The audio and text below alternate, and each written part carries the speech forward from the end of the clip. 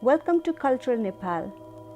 In the history of Nepali music and literature, there are a few special singers and composers who have left deep impressions in the minds and hearts of locals through their music. Similarly, in literature of the modern Nepali language, there are a few who have left everlasting works. Aruna Lama and Bhanu Bhakta are the two pioneers that we featured in our last episode. In this episode, we will highlight the late singer Narayan Gopal and writer Lakshmi Prasad Devkota. The late Narayan Gopal has been the most celebrated singer of modern Nepali songs since the 70s. He not only sang romantic melodies but also sad songs. Here is a one that portrays the frustrations of Nepali life.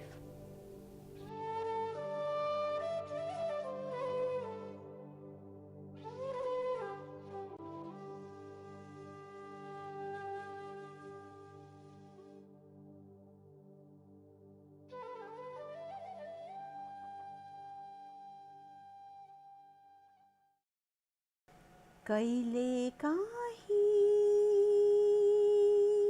म हाँस्छु धेरै बेर हाँस्छु कहिले काहीँ म हाँस्छु धेरै बेर हाँस्छु जो हाँसी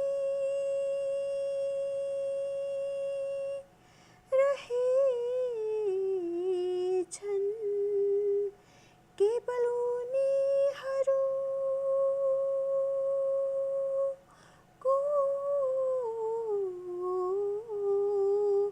उनीहरूको माझ हाँस्छु कहिले काहीँ म हाँस्छु धेरै बेर हाँस्छु न त कहिले कसैले सोधे न त मैले कसैलाई सुनाए आफ्नो जीवनका पीडाहरूलाई कहिले काहीँ रिसाउँछु आगो भई रिसाउँछु जो अत्याचार गरिरहेछन् केवल उनीहरूसित रिसाउँछु कहिले काहीँ म हाँस्छु धेरै बेर हाँस्छु सधैँ अपुरो भइरह्यो सधैँ अधुरो रहिरह्यो आफ्नो जीवनका लक्ष्यहरू सारा कहिले काहीँ पिउँछु तर धेरै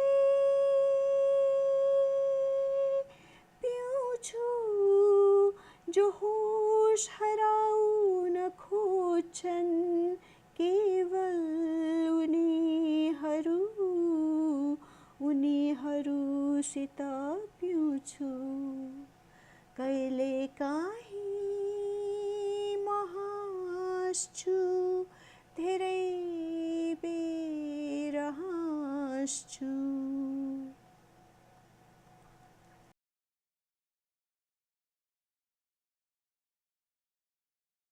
This is our second episode on music and literature, and today we have a guest from Harvard University, Professor Dr. Michael Witzel. Yeah. And you have been in the field of Sanskrit and mythology. You study also mythology. Yes. And you have visited Nepal, and you have more knowledge in Nepali language and history of language. Right. So could you please introduce yourself to our audience? Yes, gladly. So, yeah, I've been here for the last 30 years, but I've been in Nepal in the 70s. Right. Panchayat Raj. Wow. So that's from 72 That's to a 78. golden age, I think. So, so we had a project there. I'm from Germany, so we had a project there of the German Oriental Society. What society? Oriental. Oriental Society. To film and describe the old handwritten documents. So it was called Hastalikta Samrakshana or something like that. Therefore I was there for almost 6 years, just looking at Sanskrit and some Newari and Tibetan manuscripts and describing them. So we had a very good time in those years. Right. So you were born and raised in Germany. That's right. And then you went to high school? High school there and university there. So at the university I studied Sanskrit. I see. So in Germany you studied Sanskrit, and through your university project you went to Nepal. Yeah, right. I see.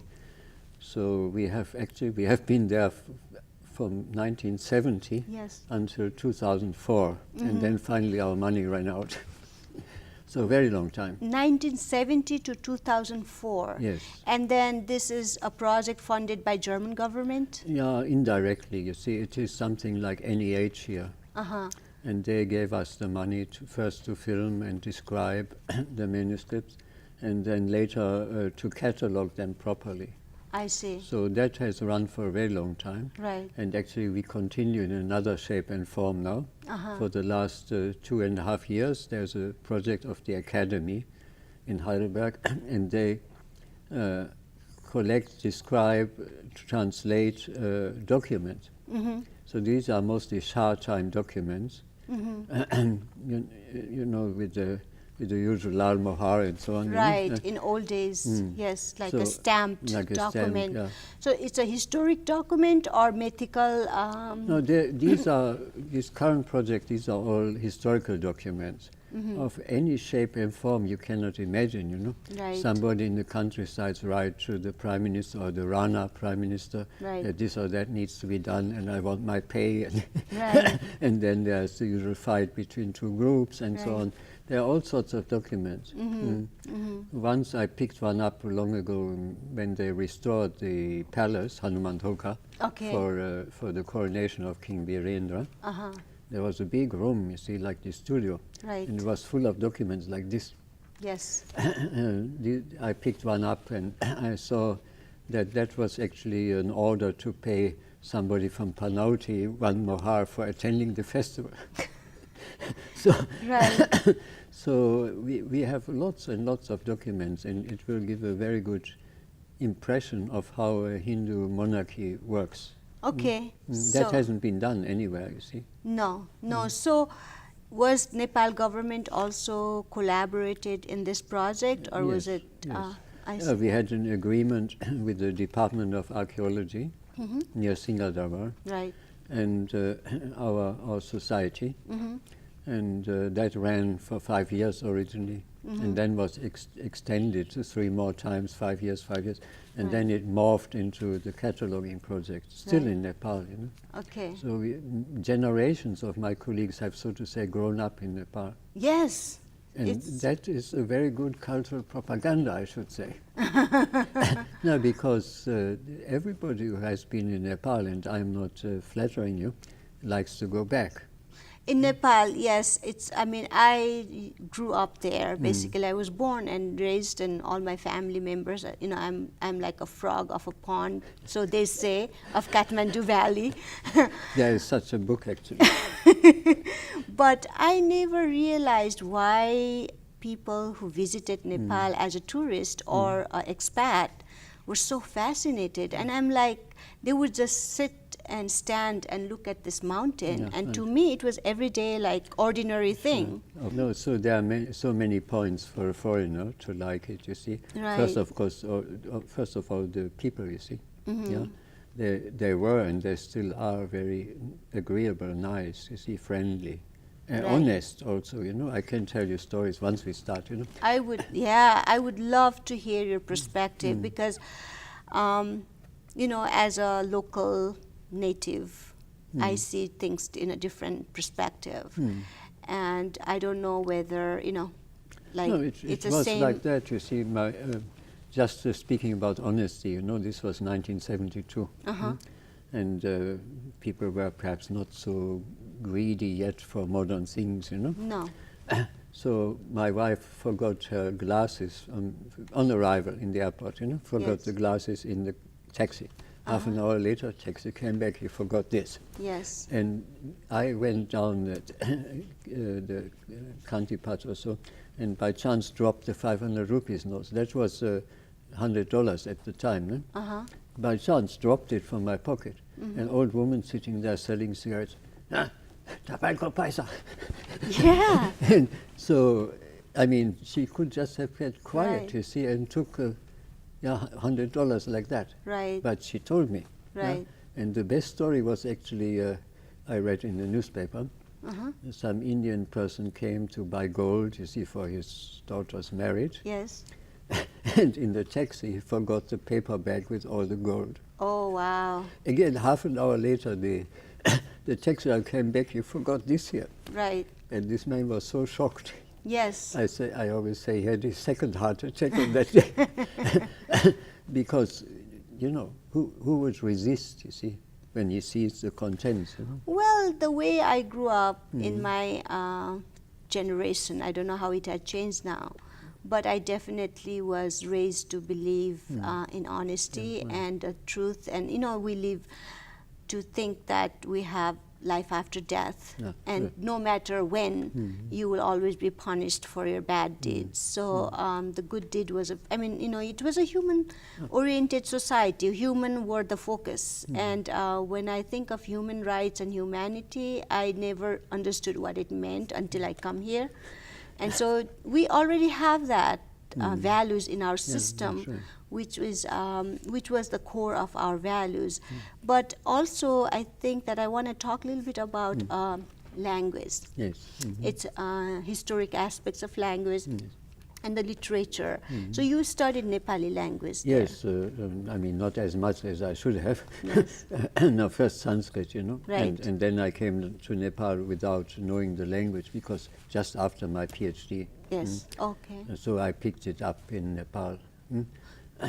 So you first did your Sanskrit studies and you did PhD, and then from Sanskrit you went to Nepal. Yes. And it must be very easy to pick Nepali language if you know Sanskrit. It's based upon Sanskrit, right? Yeah, right. I mean, you have so many Sanskrit words, Right. especially in educated speech, Right. or in the news and newspaper and so on. Yes. And, you know, to be a bit technical, even the common words one can remember better, because you see, ultimately you see the Sanskrit behind them. Right. Yeah, I mean, tato is tapta in Sanskrit. You know? Yes, you So- definitely know more than I know. No, I mean, so once you know the Sanskrit words, you can easily Sure. remember the Nepali words. you know. Right, right. So I only studied 2 years of Sanskrit in high school. But that was just to pass. Yeah, it is Yes. yeah, I mean, of course, it's a difficult language, and most people try to skip it, you know. Yes. But it has its own value, you see. We had the same discussion in Europe with Latin and Greek, you see. Right. And people say, why do you need that? It's useless, learn something else. You know? Right. But it gives a certain structure Yes. to your mind, actually. Yes. So you can process not only languages, but thought also in a different way. So it has inherent value, even if you don't want to use the language later on. Right. And there's so much brag about, you know, how the scientific concepts are there in a Sanskrit language and all that thing, which is probably beyond our, you know, time of discussion right now. It would But be a long discussion, you know. That, Yes. and I don't want to be too technical, but Sanskrit, just like Greek, by the way, or Latin, is a very ancient language, and it has a particular structure which the modern languages don't have, whether it is English or Nepali. Right. And so in that sense, it is, people like to say scientific, but which language is scientific? No, it is just more archaic and well structured. Yes. So you can express things in a short space of time. Right. For which we need many words in English. You see. Okay. So when you talk to the Pandits or so, when they talk in Sanskrit, they can compress things like this, you see, and the translation will be like that. I see. So there are certain benefits to it. Like mantras. Yeah, mantras also, Yes. yeah. Yes. Like it's like a formulas of Yes. a language kind of thing. Yeah, right. Right. The sacred mantras, of course, have their own history. Yes. But maybe your listeners don't want to hear that. Yes, yes, yeah, I've heard, yeah. So one of the things that I had to face when I came to America is everybody is, when they see me first time, where are you from? Are you from India? And I had a very hard time to explain the difference. Yeah, how do I explain where I'm from? So how would you see Nepal and Nepali language in comparison to India? No, it is of course different.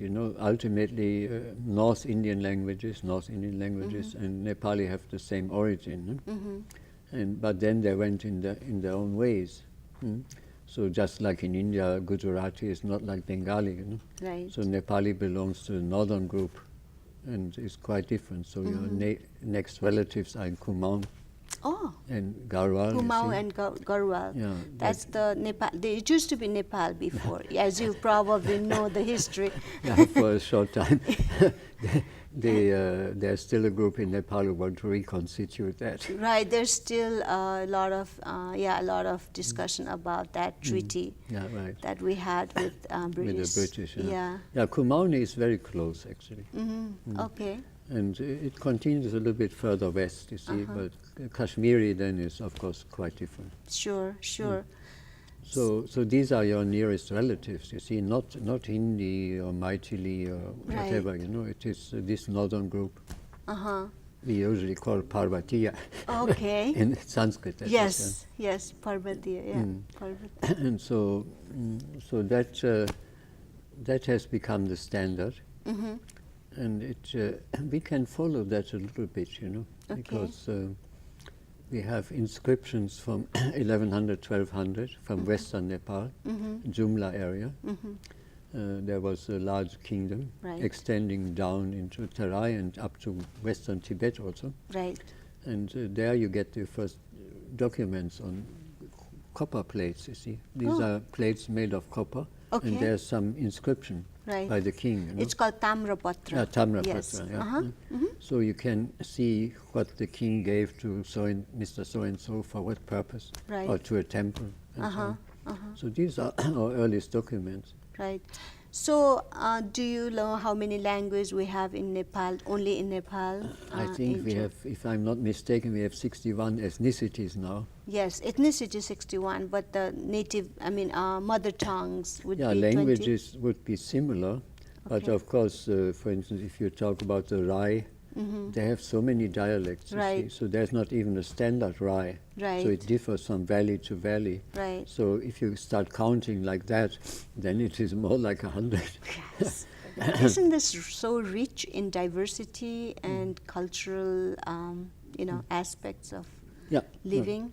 No, that is usually what I point out to complete outsiders, you see. Right. So within 100 miles from Terai to Mount Everest, you see, you have all the climates of the world, all the plants and animals different, and same for humans. Right. You have so many different groups, you see, every other valley has especially in eastern Nepal, every other valley has a different ethnicity or language. Right. And the tolerance that I experienced when I was growing up, I believe, especially now when I see the world, wasn't that something to be, happy about? No, sure. Even as I said, I was there in Panchayati Raj. Right. So even then, you see, the king would do Buddhist rituals, you see. Right. And there's much more overlap of that between the common people. Exactly, exactly. So somebody if asks me what religion you follow, I still don't know how to explain that. Yeah, Because, you know, our joke always was, you ask in Nepali, are you Hindu or Buddhist? Answer is yes. thank you. No, Exactly. it is true. And that concept is so hard for me to explain it to anybody who hasn't been to Nepal. Yeah, exactly. Right. Exactly, because in the West, people pay too much attention to certain sentences, norms of belief, you see. Right. Yeah? Right. And if you don't follow this particular subset of belief, you know, Right. you're outsider or worse, you know. Right, Yeah? right. While in Nepal, you know, it is mostly based on your rituals. You know? Right, and your philosophy of life, and there's so much individual choices and the freedom of choosing what to follow and how to follow, and you can make your own kind of, you know, the god kind of get evolved. When I was growing up, there was a god called Santoshi Mata that I never knew, and it was like, you know, like spreading. Yeah, it's a fairly new deity. Yeah. Right. Yeah, but people cannot believe, you know, that inside the same family you have different kinds of religions. Right, right. Yeah? Worshipping Shiva or Kali or Vishnu Exactly. or Buddhist, you see. Yes. So it is typical, but here people cannot understand that. So you are actually Boston Brahmin. Yeah, in that sense, yeah. Yes. We say, Sharmanya Deshiyo Brahmanosmi. I'm a German Brahmin. Yes, when I was coming to Boston, my god brother from England was like, don't worry, there will be Brahmins in Boston. There's Boston Brahmin everywhere. I was like, okay. My parents will be a little bit relieved with that. Well, but in the center of Boston, you can find them. right. And they keep to their traditions, you see. Right. Once I talked to an old woman who said, the grandmother of my grandmothers talked to George Washington. Yeah, the Thoreau. I actually go to Walden Pond with Thoreau, and I really feel very spiritual there. He did follow the, you know, the Hindu scripts Yes, yes. for his philosophy of life. That is actually why I'm here, because my chair for Sanskrit has been donated by one of his friends, Oh, a medical doctor, Wales. oh, okay. And he Wales, he died in '48, so his testimony, his will says that we should have a chair for teaching Sanskrit. Yes. So it goes back to that time. Oh, wow. Wow. And so we have been teaching since the 60s, 70s, 1860s. You know. Right, Thoreau and the Walden Pond and the people I meet here, I feel very spiritual, and I try to convey them, no, spirituality in there in America. If you want to find it, it's everywhere. And they had a group, you see. They met regularly. And so there was a lot of interest in the 19th century. Yes, yes. Stretching a little bit into the 20s. After First World War. Right. And then it petered out a little bit, but Right. then in the 60s especially, you know, first with the Beatles. Yes, the Beatles, Hinduism yes. came back, and after the Chinese occupation of Tibet, many lamas came, you know. So Buddhism is going very strong now. Yeah. So we also have a chair for Tibetan and Himalayan studies. Oh, okay. Yeah. That's So he's my friend, and he also stayed in Nepal for 5 years. oh, what's his name again? Yeah, it's difficult. It's a Dutch name. Dutch name. Van der Kuip. Okay. Kuijp. Kuip. Okay. Okay. He did Tibetan studies in Nepal, you know, in Bauda. Right. Did you work in Summit Hotel? No, 'Cause- not like that. You know, we lived, of course, privately. Okay, because there was somebody with a similar name in so- Summit Trekking, Ah, and that- he was very, very much into Buddhism. Oh, yeah. Yes, so I was. Nowadays, you have so many people Nowadays, it's very. grown around Bauda, you see. Yes, there's so much. Kathmandu has grown so much that I feel lost. I felt lost as well. When I first came after a long time, I couldn't find my house. I passed by several times. You know. There was we lived in Kimdol, just next to Swayambhu. Oh, Very okay. nice, the rice fields around Right. us. There was a narrow path like Right. that, and now it's a road. So and I went by several times, couldn't find the house anymore. Yes, yes. And later we lived in Gaididhara. Okay, Gaididhara. That's where I grew up. Oh yeah. Yes. The Dixit family's compound. Okay, yes, yes. So okay. near the peepal tree there. Right. And so there also I couldn't find it until I saw the name. Yeah. Wow. So it has changed so much. Yeah. It has changed so much. But when talk about Nepali language and literature and the caste system, I don't know if you ever got a chance to read about Devkota, Lakshmi Prasad Devkota. Sure. You know, I grew up with these famous values that he has written about a man is as great as he has his heart, not the caste that he was born into. So can you tell us a lot more about, you know, I mean, sometimes people kind of don't understand that caste system is not quite as slavery or, you know, that discrimination in the West. It's more of a values of how you live your life. Of course, it is still around, you know, although Constitution says no. Right. The same in India. But in Nepal it was a little more relaxed than in India, you see. So even if you're married outside your group, you know, after 3 generations you are taken in back, you know. Of course, that kind of thing still exists. You see, for instance, a friend of mine, Newar friend of mine, they are both Nevas but different castes, you know. So they married. One is a scholar, the other one was the director of the Godavari Botanical Garden. And but they couldn't do it officially, so they went to town hall and did it there, and then had a reception. So certain rules are there, you see, but it was not so negative as you read in India every day, you know, in the newspaper. Right, right. I mean,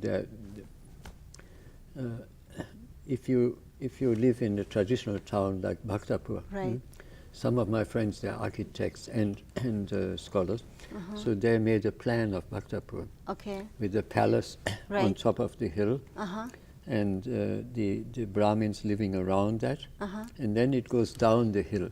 First the Shreshtas, you know, the Nevas, and then down the hill, and then you don't get two-story houses anymore, only one-story house with thatched. And the outcast, poorly, they live on the other side of the river.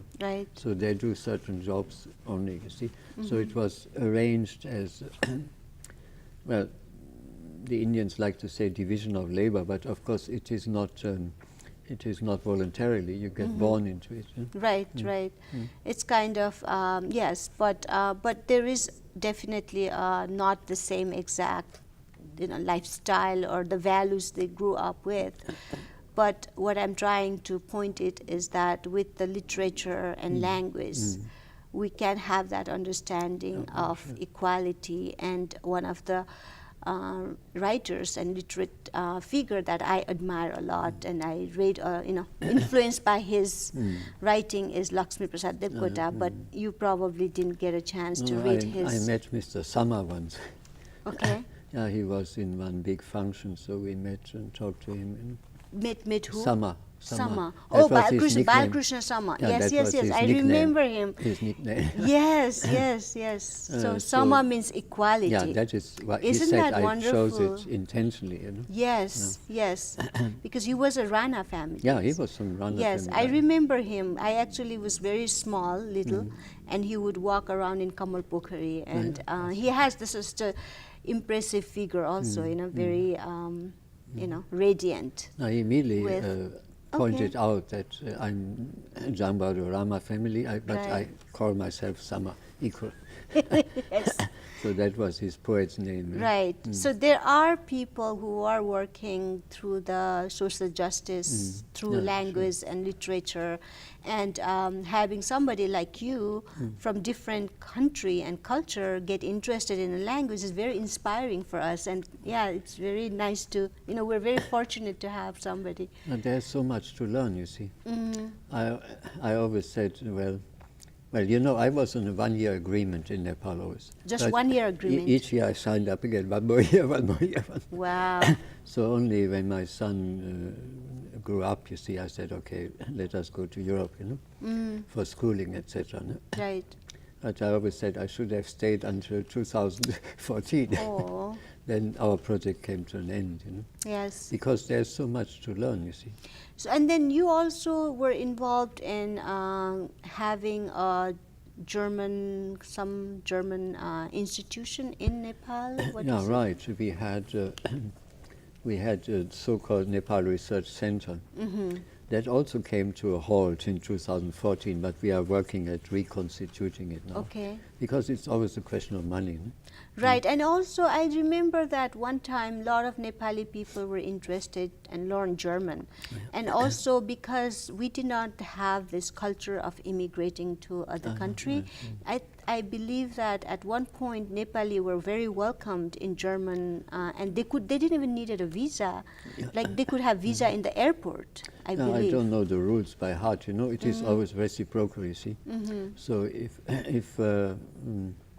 if a certain country gives you 2 months visa, you see, then Nepal would also give you 2 months, like that, you see. Okay. So it depends, and things have become more difficult in the 80s, I think. Right. Before that, it was much easier. Yeah, because it was closed country up until 54 or something like that, that's right? right, yeah. So you were one of the very early visitor. Not quite the earliest, you see, 1951, but still early, you know.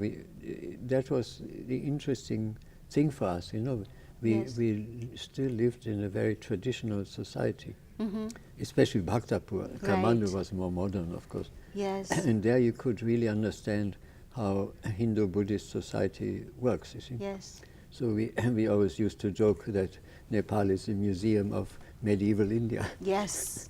It is actually, it is like a museum when you think about it, and it's beautiful, isn't it? Yeah, it's well preserved, you see. It's preserved. It's beautiful too. I mean, architecturally, That, of course. it is nothing like anywhere in the world that you can this find. kind of landscape, cityscape you don't get, you see. Right. As I said, my old friend Sekla, who worked there in the 60s already, also for UNESCO, his most beloved place is the Patan Darbar Square. Yes. Because of a unique arrangement of palaces and temples, you see. Yes. And this kind of thing you don't see elsewhere.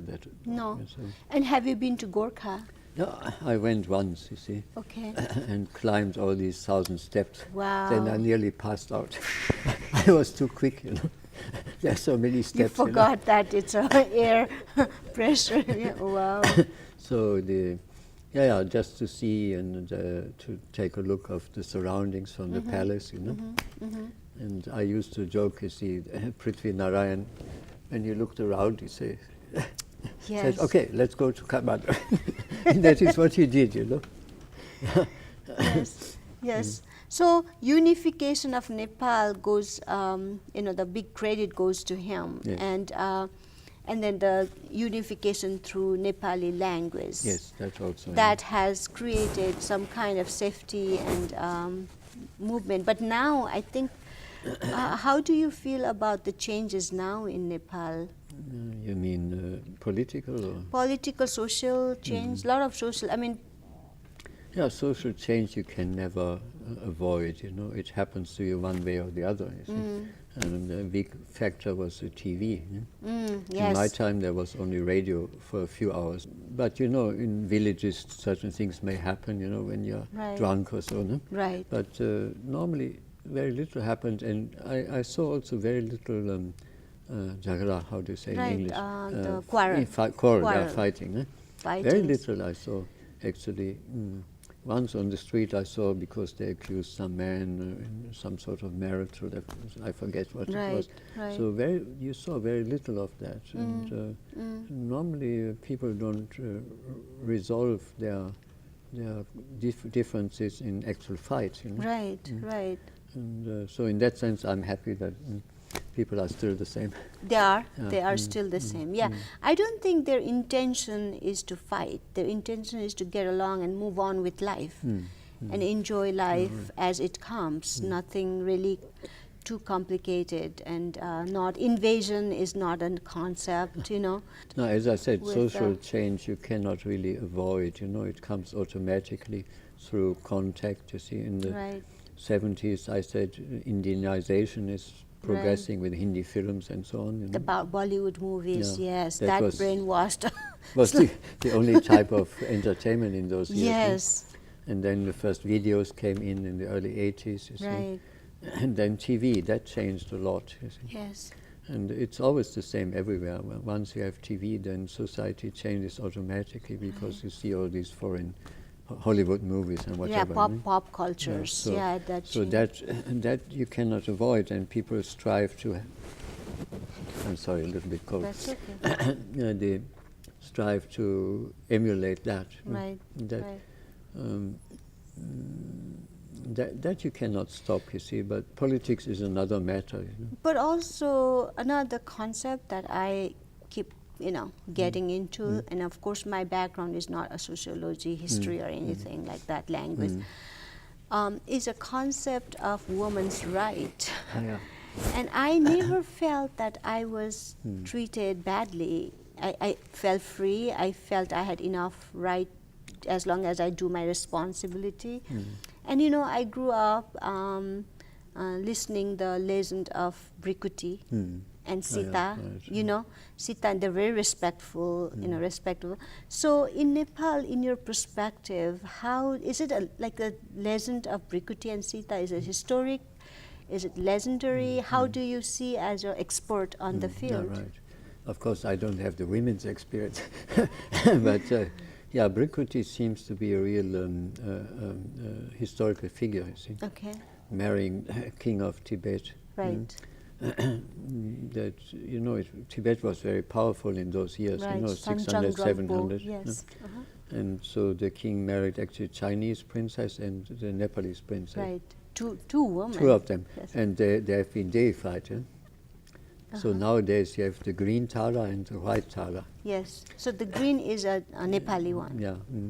Well, green is always a difficult concept. Then we get into philosophy of language. Okay. Because green is not our green. Oh, okay. No, it is Hario. No? It is this Hario. whole range of colors, from almost yellow to light green or something. Green. Yes. Yes. So people don't understand that. Yes. Yes. Yes. So yeah. So she is the one who introduced Buddhism in Tibet, doesn't she? Yeah, was a major figure in doing so. Right. Tibetans have their own, let us say, apostle of Buddhism, What Sambhota, their own. But was that before at the same Brikuti time. went, or At at the the same same time, time? Oh, I see. But she really helped to get it spread.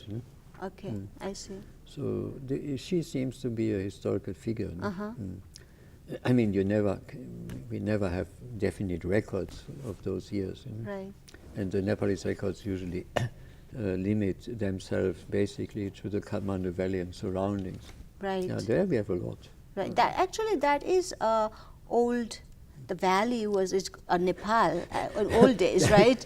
Otherwise, Right. other kingdoms has different that was names. another joke we had. You see, if somebody comes from the next valley and says, "I'm going to Nepal," I thought you were in Nepal, but it really meant Kathmandu Valley at first. Valleys. Nepal or Right. Mandala. Right. So, but that is just a name, and so we have a lot of documents about that. Right. So what about Sita? Is it historic figure or legendary figure? If I'm honest, I must disappoint you. Oh, no, that's okay. No, because I just want the your perspective. Ramayana, we have a Nepali Ramayana since 1800. Right. Who wrote that? One Acharya, I forget the first name now. It's Bhanubhakta Acharya. Bhanubhakta, yeah. Okay, correct, that's the first Nepali Ramayana. right, Okay, Bhanubhakta. that's how you unified the language. I knew his great-grandson. Sorry? I knew his great-grandson. You he did? even taught Nepali here in the 80s. What's his name? Jayaraj. Oh, so he is, I know him. Yeah. But I did not know he is a great-grandson of Bhanubhakta Acharya. Okay. No, he was the UN ambassador. I see. Yes. And then he resigned that post. And the first communist government came in. And then he was a fellow at Harvard for a year. And then I asked him to teach Nepali, which he did very nicely. Oh, His PhD is actually a very nice grammar of Nepali. Oh, okay. So you see how close we always are. We know each other very well. Yes. I can tell you many funny stories like that. Okay. But yeah, so the Ramayana by the poet Valmiki is in Sanskrit, you know, and it is regarded as a historical fact by people, but it is actually an epic. Okay.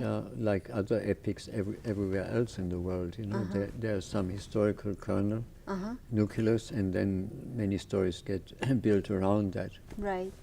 And for those who are interested, you know, one colleague of mine has actually investigated the Ramayana, and it has the structure of a Russian folktale. Wow. That has been very well studied, okay? One Mr. Prop in Russia, 31 items, and the Ramayana is 29 of them. Okay. So now you understand why it's so popular. Okay. It speaks directly to people.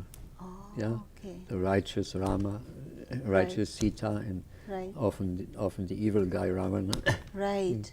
He's not evil everywhere. No, not Raman is supposed to be Brahman's son. Exactly. Yeah. But so this he's right in his own, I think, path. And he was a good king. Yeah, right. So, so this kind of tale is. You remember in India when they had this film, no? Ramayana film. The streets were empty every Sunday. No? Yes. So it really speaks to people, and so in Nepal we have a Nepali version now. Right. So there is a Janakpur, this temple of Sita, where she was, you know, like queen. I mean, princess. So that was like, what is that then? Like, yeah, you know that area, Mithila, Janakpur area, on both sides of the border, is actually ancient kingdom, yeah, of and Videha it was called, and that is even in the Vedic literature, which is my special field, you know. Your Vedic literature. And so in the Vedic text, that area is mentioned with their king. There was one very knowledgeable, let us say, king who always discussed philosophy with Yajnavalkya. Yagyavalkya. Yes. And so that is his area actually. Right. Yeah, Janakpur area. Okay. Yeah, and so there is again a historical nucleus to that. Whatever happened in the epic is another story. No? Right, right. So the point I was trying to make is I grew up having this very strong, intelligent, powerful woman, and I never felt that women were treated lesser.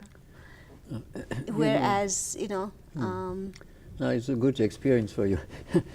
in the Vedic period, they were almost equal, you see. Right. Yeah? And in the Middle Ages, it deteriorated. So it's basically there is a philosophy of equality or respect to a woman in Hindu religion, but then between that time and then now there was some deterioration, and where did it come from? It's difficult to tell. I mean, in India they often say because of Muslims, but that is an invention. It is not. It is just the development of caste society as such, became more stricter, over time. But of course other people tried to reform it. There were also reformers.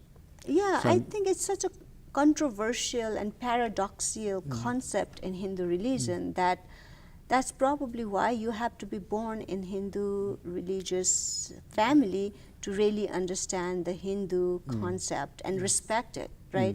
So even a temple, when I go into, I never saw all this sculpture that is vulgar or I never even noticed it. And then I got exposed about interpretation of that, and I was like shocked. And it's like, no, when we go to temple, I don't see that. I see, like a more spirituality, the energy, no, sure. and the I power. mean, if you know the background, of course you come from a very educated family. Let us say a farmer will not understand all these things. Still worships the deities, Right. And I can tell you a nice story. My son grew up in Nepal, so after 2 years, we went back to see my parents. So my mother took him into an old church, you know, in the center of town. It's a 1,000-year-old church. And he looked around, saw all these saints on the wall, and he told her, "Oh, so many gods here." How old was he? 2 years. Oh, sweet. She was slightly shocked. And then this was a Catholic church? Yeah, very wow. old. It's from Charlemagne's time, so from 800 something. Wow. So very traditional, you know. Yes. And of course, the worship of, let us not go there. Yes. Worship of saints is somewhat similar, you know. Right. And of course, they are not deities, you know, not officially deities, although the people often regard them as such, you know. Like conceptually, it's a similar kind of Similar, feelings. yeah, and the worship is similar. But that you cannot see unless you have stayed in South Asia. Right, right. So when I come back to the West, then I into such a place of pilgrimage, etc. Right. I say, I know that, I've seen that. Yeah. It's so fascinating that you know that you have studied. So another thing is, what did it bring to you to study this kind of thing? Like how did it enrich That is a German community, or you know, you yourself in a personal? It's a good question, you see, because I definitely changed there. Yeah. I'm not a Buddhist, I'm not a Hindu, you see. Right. I'm not a Catholic, but I'm all of the above by now. Right. But it really changes your outlook to life, you know. Yeah. So what should I say? I mean, for instance, to confess, I'm not afraid of death, you see. Right. Yeah? Because that of is one thing you experience there. You see, you learn there. Of the Hindu concept. Yeah, not like here, you see, where everybody say, "Oh, the big sea," you know, and so forth, you know. Yes. Yeah? Yes. So that I lost completely. Right. Yeah. So you become kind of enlightened in a way. In that sense, yeah. Yeah, that's wonderful. That's really deep. Yeah. And we teach some of that, of course, to our students, if we can, you know, in whatever country we teach, you know, right. to appreciate Nepali culture. I should say, I mean, we don't have so much time now. We actually have been teaching Nepali since 1990 or so. Okay. And we have now a 3-year Nepal studies program. For whom? For anybody? Or for? Yeah, for the university. Okay. You can always participate, of course. Okay. It's public. Huh? So where somebody has given us money to have 2 conferences per year in Nepal and here, Okay. studying various aspects of Nepalese culture, and we want to expand on that, of course. Okay. So, and also you teach Sanskrit in summertime only, or yes, year around? Yeah, year round, and especially so in the summer. Okay. So that is a sort of crash course, 7-8 weeks.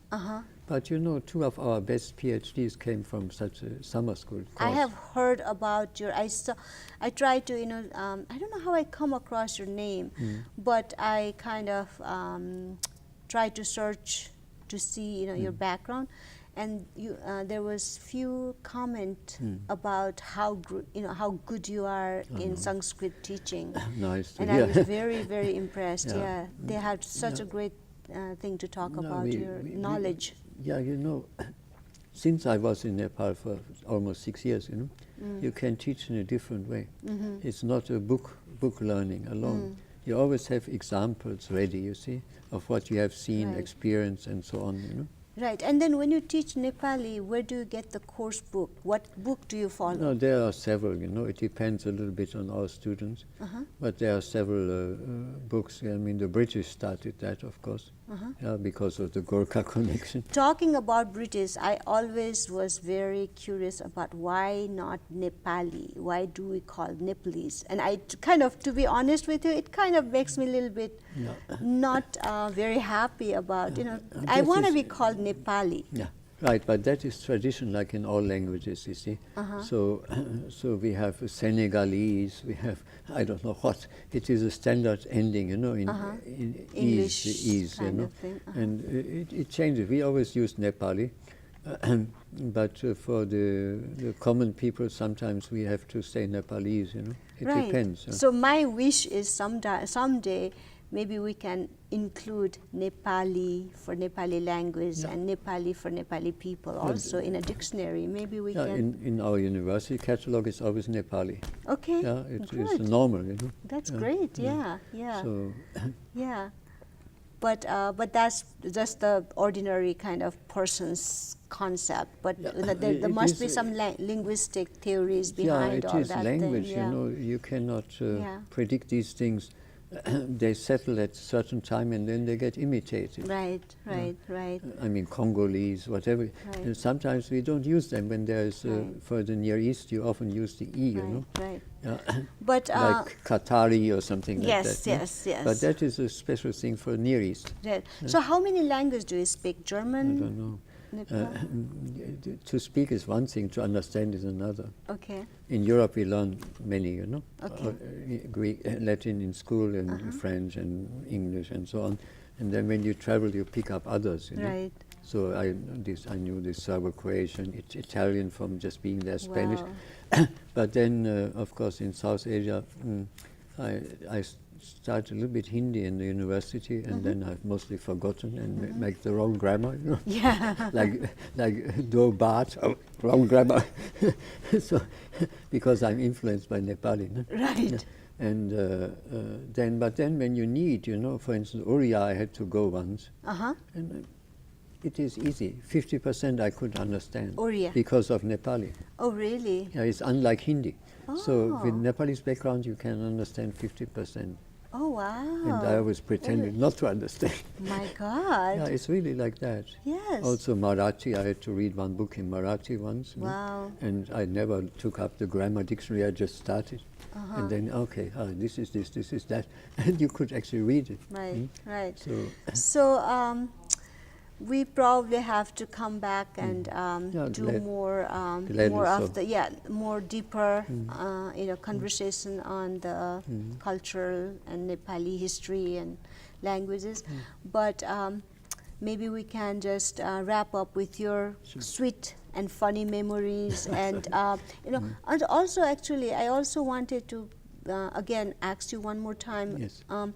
So you are the one who started Nepali language in Harvard University, Yes, and when did you start it? How long it has been? 1990, I think. Yeah. 1990, and you're a pioneer of this, and thank you so much for doing Please, that. you're And welcome.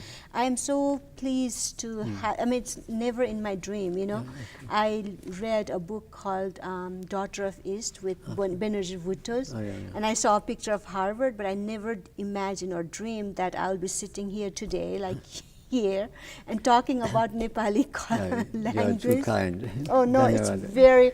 Thank you so much for doing that. But but I think we can end with your sweet memories and funny memories of your experience in Nepal and. Yeah, we have a very good memory, you know? And all my colleagues always came back. You know? Yeah, so they have their own projects, and I mean, some have been there since the late 60s. And still go back. Right. Like one of my friends has a house in Bhaktapura. Oh, really? And he lives there part of the time. Oh, wow. I always wanted to have a house in the Ichangu Valley.